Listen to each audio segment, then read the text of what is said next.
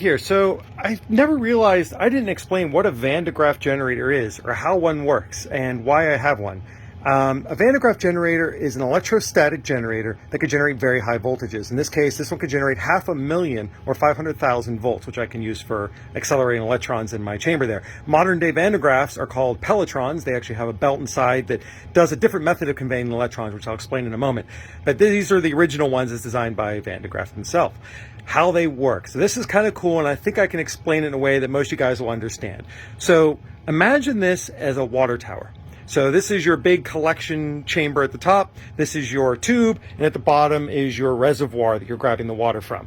So underneath the Van de Graaff here, there is a motor underneath that's connected to a rubber belt with a little wire sticking out on the left side there, pointing out.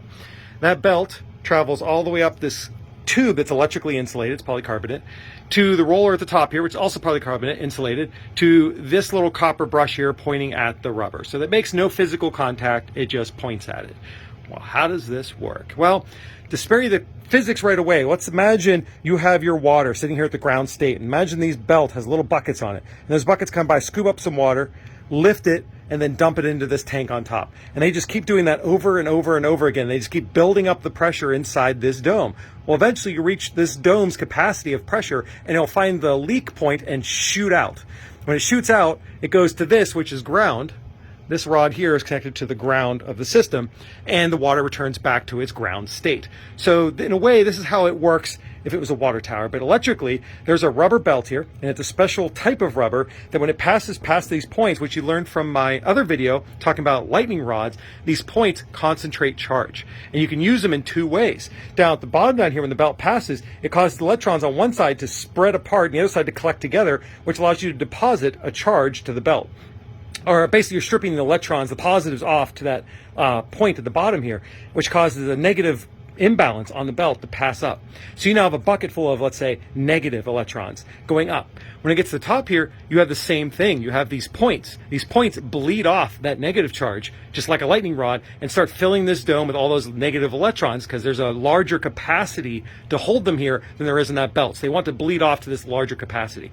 It goes back down, the belt's now more positively charged, or basically neutral, and it comes back down, and the process starts over again. And it keeps filling the surface area up, and because light charges repel, those electrons spread out like people in a room, and I try to keep their distance from each other. Well, eventually you run out of room on this surface to hold all those people or electrons, and they basically start just bleed off. Well, one person busts through the door and then the rest follow. And that's the ground state, and electrons want to return back to ground because ground is a much bigger area than this dome. So they really want to get there because it's more room for them to spread out. And that's where you get that pressure or the high voltage that jumps off of it. So a Van de Graaff is just a means of using dual lightning rod technology to bleed electrons through the two methods we talked about earlier to get it to the top. Now a pelletron, which is what's used for particle accelerators nowadays, multi-millions of volts.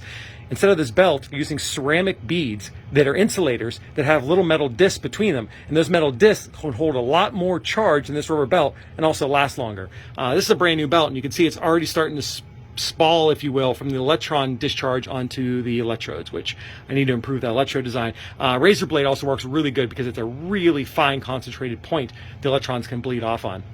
So there's your crash course on how a Van de Graaff generator works and why they were some of the early designs and why they worked for really high voltage DC for experimentation such as X-ray lamps, which is a whole other topic for another video. But hope you guys found this interesting. Any questions, let me know.